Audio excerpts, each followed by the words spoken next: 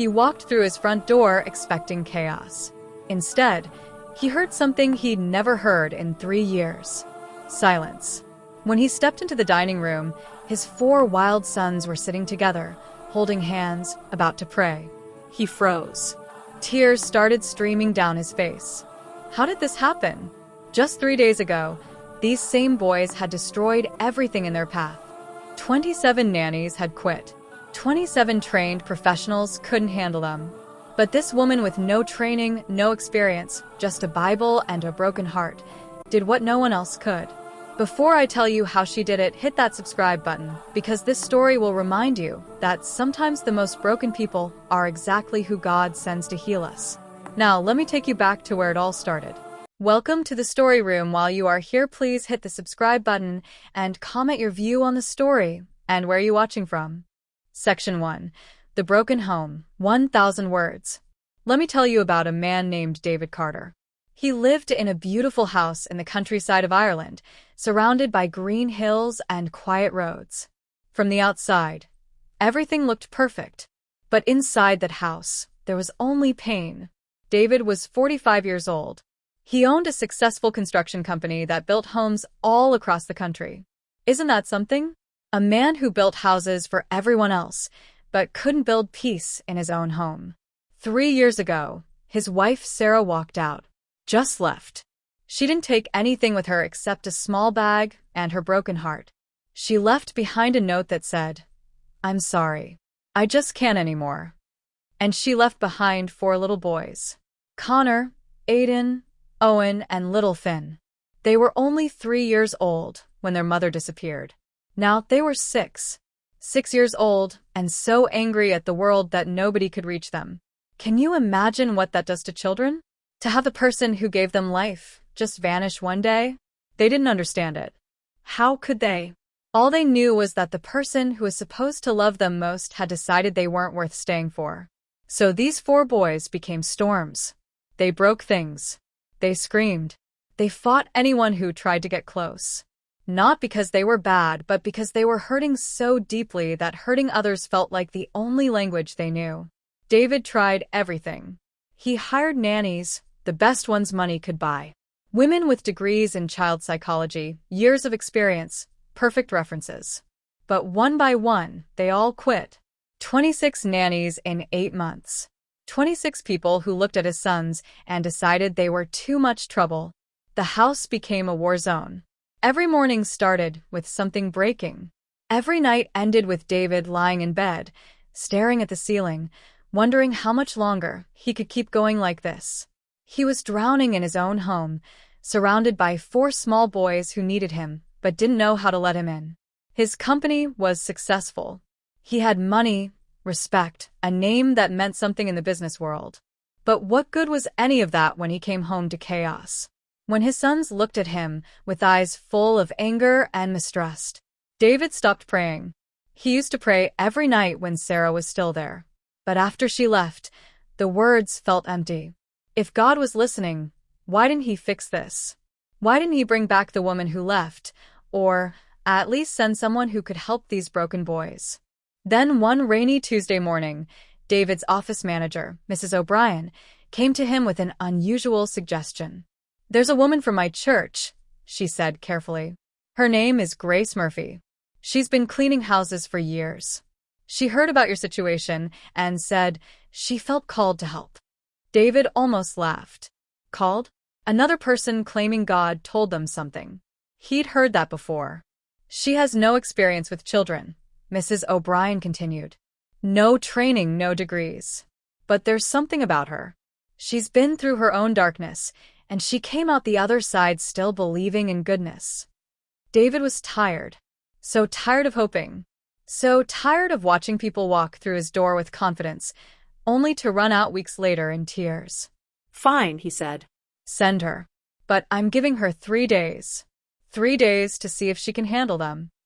That night, David stood in his bedroom looking at an old photograph. Him and Sarah on their wedding day, both of them smiling like they discovered the secret to happiness. He wondered when everything had gone so wrong. When had love turned into silence? When had their home become a place Sarah needed to escape from? Downstairs, he could hear his sons. Still awake at 10 o'clock, still fighting, still angry at a world that had hurt them. Tomorrow, another stranger would walk through that door. Another person who would eventually realize his sons were too damaged, too difficult, too much. David set the photograph face down on the dresser. He couldn't look at it anymore. "Please," he whispered into the empty room. He didn't know if he was praying or just talking to himself. "Please, if you're really there, send someone who won't leave. These boys have been left enough." The rain kept falling outside. And somewhere across town, a woman named Grace was packing a small bag. She folded 2 simple dresses, packed her worn Bible, and whispered her own prayer. "I don't know what I'm walking into tomorrow, Lord. But if you're sending me there, then give me the strength to stay. Give me the love they need. Help me see them the way you see them." She had no idea that tomorrow would change everything. That 4 angry little boys and 1 desperate father were about to teach her that broken pieces, when held together with love, can become something more beautiful than anything that was never broken at all. The morning was coming, and with it, hope was about to walk through the door. Wednesday morning came cold and gray. David woke up to the sound of shouting. Connor and Aiden were fighting over something, their voices loud and harsh. He didn't even bother checking what it was about anymore. It was always something. By the time he made it downstairs, the latest nanny had already quit. Her resignation letter sat on the kitchen table. "I tried my best, but your sons need professional help that I cannot provide. I wish you luck." 27. David heard a knock at the door at exactly 9 o'clock. When he opened it, he found a woman standing there. She was maybe 40 years old, Irish, with kind eyes and simple clothes. She wore a plain blue dress and carried 1 small bag and a Bible that looked like it had been read 1,000 times. But it was the look on her face that caught him. She wasn't smiling that fake, nervous smile most people wore. She just looked calm, like she'd already made peace with whatever was coming. "Mr. Carter? I'm Grace Murphy. Thank you for coming," David said, stepping aside. But Grace didn't walk in right away. She stood there on the doorstep, looking up at the house. Then she closed her eyes. Her lips started moving, but no sound came out. She was praying right there in front of him. David didn't know what to do. Nobody had ever done that before. After a moment, Grace opened her eyes and looked at him. Really looked at him, not at his house or his money or his reputation. At him. At the tired, broken man standing there. "I'm ready now," David led her to his office. He started to explain about the boys, about their problems, about the rules and expectations. But Grace spoke first. "Mr. Carter, can I ask you something? What happened to their mother?" The question hit him hard. Most people avoided it, danced around it, pretended not to know. "She left," David said simply. 3 years ago. The boys were babies. She just couldn't handle it anymore." Grace nodded slowly. "And you've been carrying this alone ever since." It wasn't a question. It was understanding. "I've tried everything," David said, and suddenly the words just poured out. "Therapists, specialists, nannies with every qualification you can imagine. Nothing works. My sons are so angry, so broken, and I don't know how to reach them anymore." "Can I be honest with you?" Grace asked gently. "Please." "I don't think your sons are broken, Mr. Carter. I think they're drowning. And when people are drowning, they fight against the hands trying to save them because they don't trust anyone anymore." David stared at her. Nobody had ever said it like that before. "I'm not here to fix them," Grace continued. "I'm here to love them. And love takes time." Before David could respond, a crash came from upstairs. Then shouting. Then little Finn started screaming that high, painful scream that meant things were about to get worse. "That's them," David said, his voice heavy. "I know," Grace said. She stood up, smoothed her dress, and picked up her Bible. "Should we go meet them? You don't want to run away first?" She looked at him with those steady, calm eyes. "Mr. Carter, I didn't come here to run. I came here to stay." And somehow, David believed her. They walked upstairs to the playroom. The door was open, and inside was destruction. Toys thrown everywhere, books ripped apart, crayon marks on the walls spelling words no 6-year-old should know. And in the center of it all stood 4 little boys. Connor was in front, arms crossed, chin up. The leader. Aiden stood beside him, fists clenched, ready to fight. Owen was half hidden behind an overturned chair. And little Finn stood at the back, taking that deep breath that David knew meant a scream was coming. They'd done this 27 times before. Stand there, show the new person the worst of themselves, watch them try to hide their shock. Watch them fail. But Grace didn't look shocked. She walked into that destroyed room slowly, carefully. She looked at the mess, at the torn books, at the angry words on the walls. She looked at 4 small faces, daring her to judge them. And then she smiled. A real smile, warm and gentle, like she'd just walked into something beautiful instead of something broken. "What are you smiling at?" Connor demanded. "At you 4, Grace said simply. "We're not cute," Aiden snapped.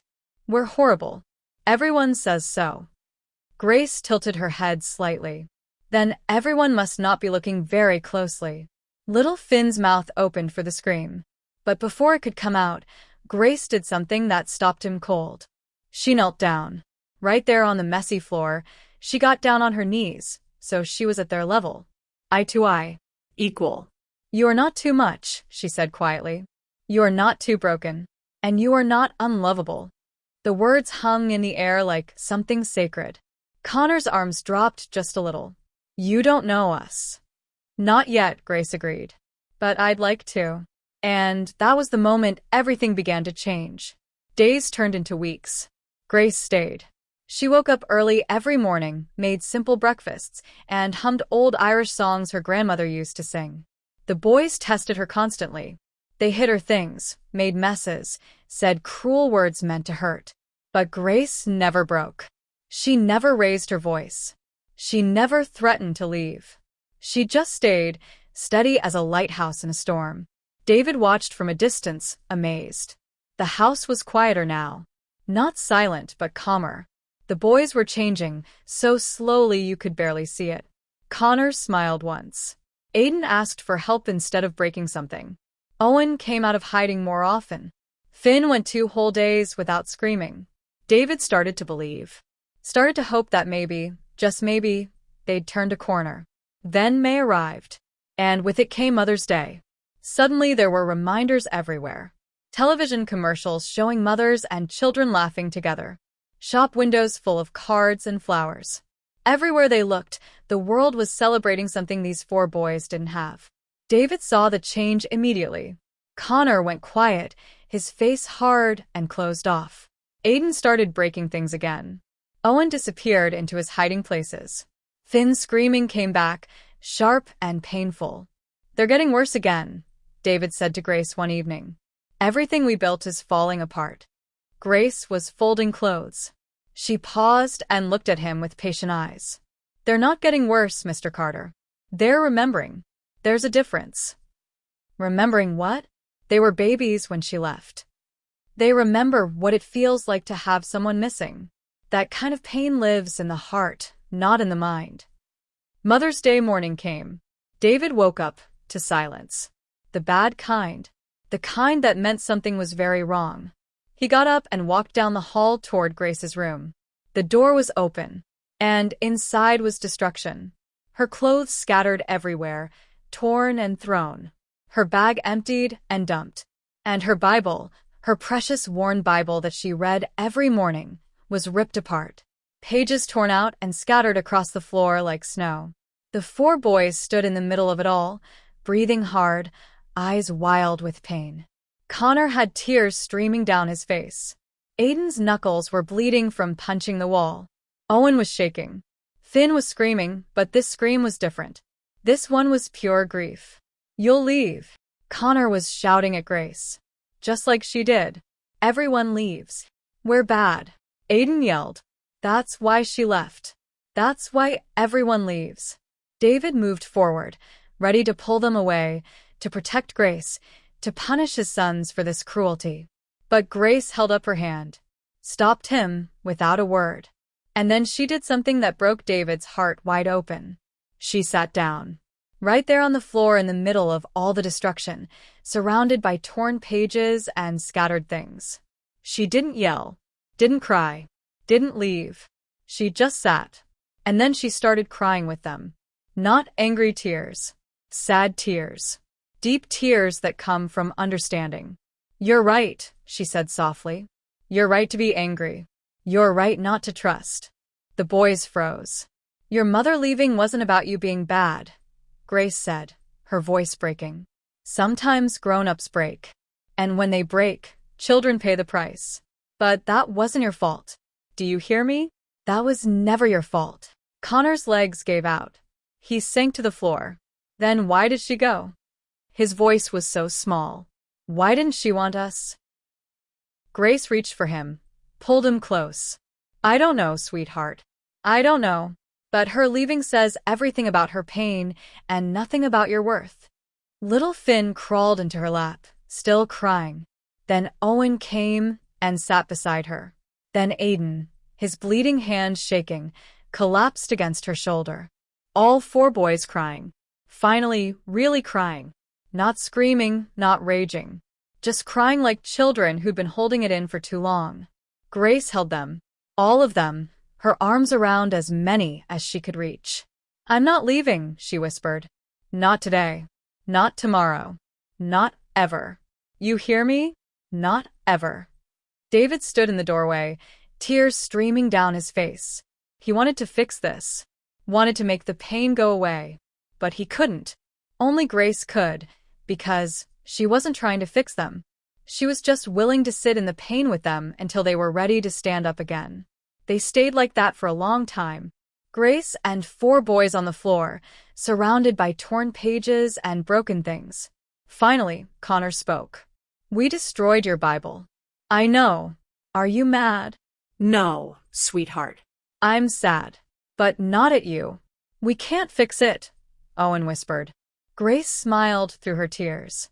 "Maybe we're not supposed to fix it. Maybe we're just supposed to pick up the pieces together and see what we can make from what's left." That afternoon, the boys helped clean up. Carefully. Quietly. Every torn page. Every scattered piece. When they were done, Connor looked at Grace. "We're sorry. I know you are. And you're forgiven." Just like that. That night, Mother's Day didn't feel like a wound anymore. It felt like a door opening to something new. Summer came gently to the Irish countryside. The hills turned deep green, the days grew longer, and the house felt different. Less like a battlefield, more like a home. Grace was officially part of the family now, though nobody had said it out loud yet. But it was there in the small things. The way she knew how each boy liked his breakfast. The way David asked her opinion before making decisions. The way the boys ran to her when they were hurt or scared or happy. Connor smiled more now. Still cautious, still protective of his brothers, but softer. Aiden's anger came less often, and when it did, he knew how to ask for help. Owen spent more time in the open, started talking about his dreams. Finn hadn't screamed in over a month, but David felt something growing in his heart that scared him. Something deeper than gratitude, deeper than friendship. He was falling in love with Grace, the woman who'd saved his sons, who'd walked into their grief and stayed, who'd chosen them when she didn't have to. Late one night, David found himself sitting in the kitchen, unable to sleep. Grace came in for water, saw him there. "Can't sleep?" she asked gently. "Never can anymore." She sat down across from him. The house was quiet around them. "They're doing so much better," David said. "Because of you. They're doing better because they're ready to heal. I'm just here." David looked at her. Really looked at her. "It's more than that.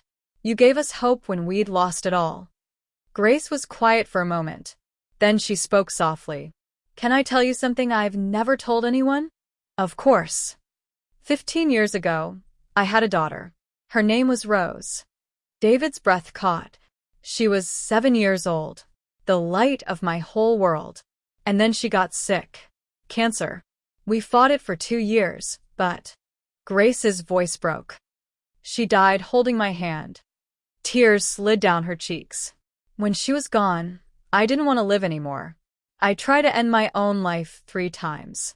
My sister found me the last time, got me help, took me to a church where an old priest told me that sometimes God keeps us alive not for what we lost, but for what we're meant to give. David's heart ached for her. I started cleaning houses, barely surviving, just moving through the days. Then someone at church mentioned a family. A man with 4 sons. Everyone said those boys were impossible. And something in me woke up, because I knew what it felt like to be called impossible. To be looked at like you're too damaged to save. Grace wiped her eyes. I didn't come here despite my grief, Mr. Carter. I came here because of it. Because I understand what it means to lose everything and still have to choose whether love is worth the risk. David couldn't speak. My rose is gone, Grace said softly. But these 4 boys are here. And maybe that's why God kept me alive. Not to save myself, but to help save them. To help save you. David reached across the table and took her hand. Grace, I don't know how to say this, but you've become more than help to us. You've become family. You've become everything. Grace looked at their joined hands, then up at his face. I'm scared, David whispered. I'm scared because I'm falling in love with you, and I don't know if that's okay. I don't know if you feel the same. I don't know if I'm enough after everything that's happened. Grace squeezed his hand. David, love isn't about being enough. It's about being real.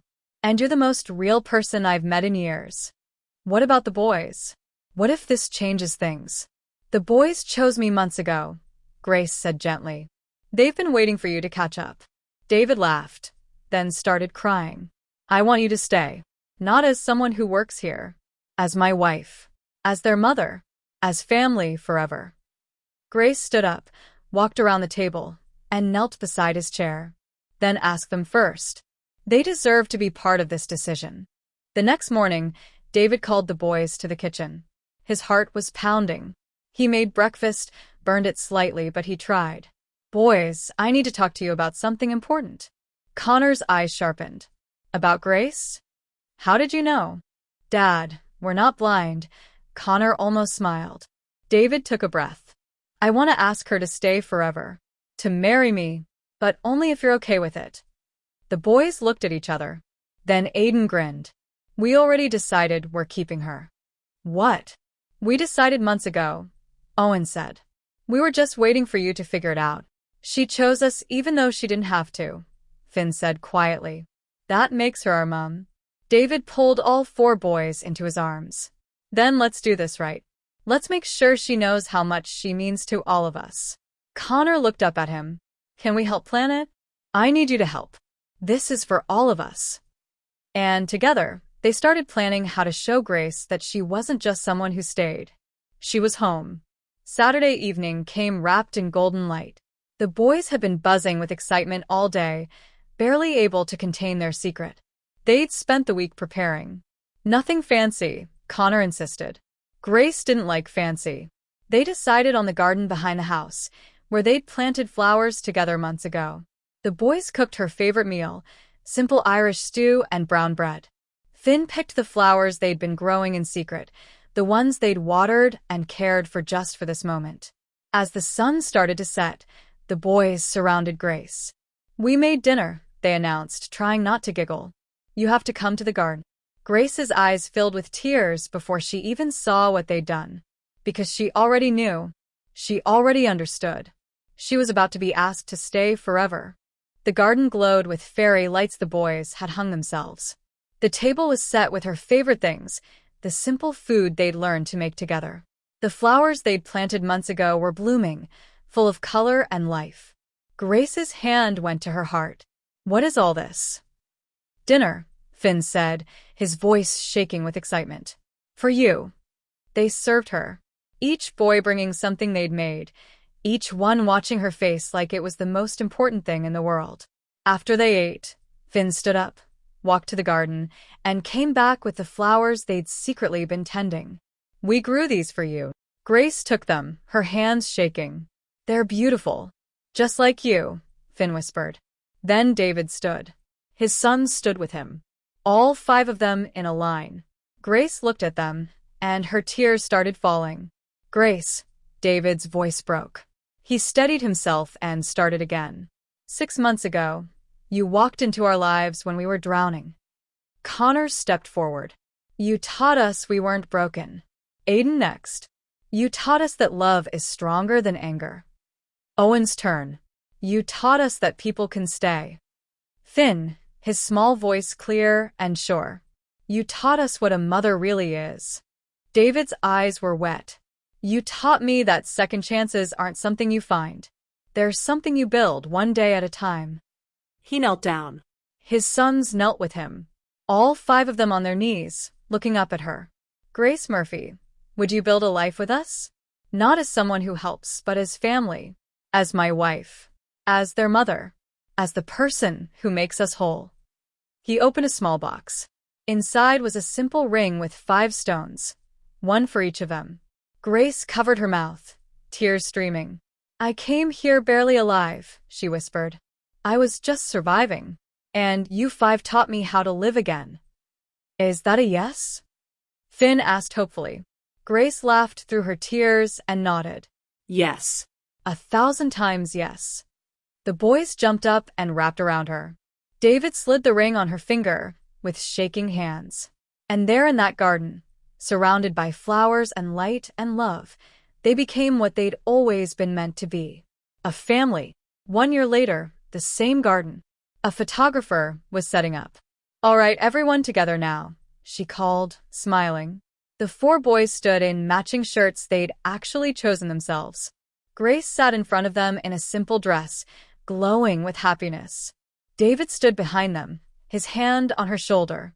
And in Grace's arms, a baby girl, 2 months old, with dark hair and peaceful eyes. What's her name? The photographer asked. Rose Sarah Carter, Grace said softly. They'd talked about it for months, naming their daughter after both the child Grace had lost and the woman who'd walked away. Not to forget the pain, but to honor that broken things can still create something beautiful. Okay, everyone, big smiles.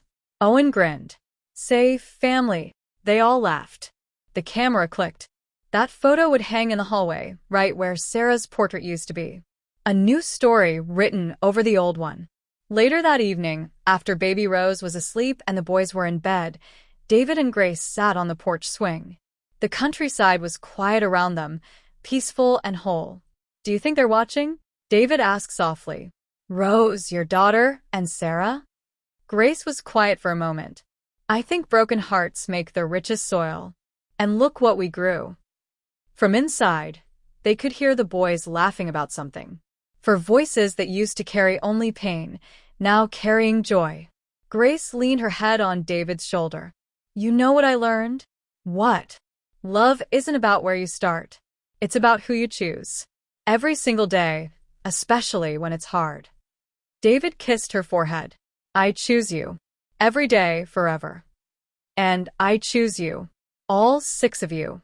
Inside, baby Rose made a small sound. Grace smiled. I should check on her. I'll come with you. They walked inside together, into the house that used to be a graveyard but was now a home. Where 4 boys who thought they were too broken to love learned they were exactly the right amount of whole. Where a man who'd lost everything discovered that sometimes what we need most comes disguised as what we think we can't handle. Where a woman who'd buried her daughter learned that hearts can hold more than one kind of love. Where a family wasn't born. It was chosen. And sometimes the most beautiful things in life are the ones we build from the pieces of what broke us. That night, the Carter house was full. Full of laughter, full of peace, full of second chances and new beginnings. The porch light stayed on. The house breathed easy. And 5 hearts that had been shattered learned what it meant to be whole. Not perfect. Just loved. And that was enough. That was everything.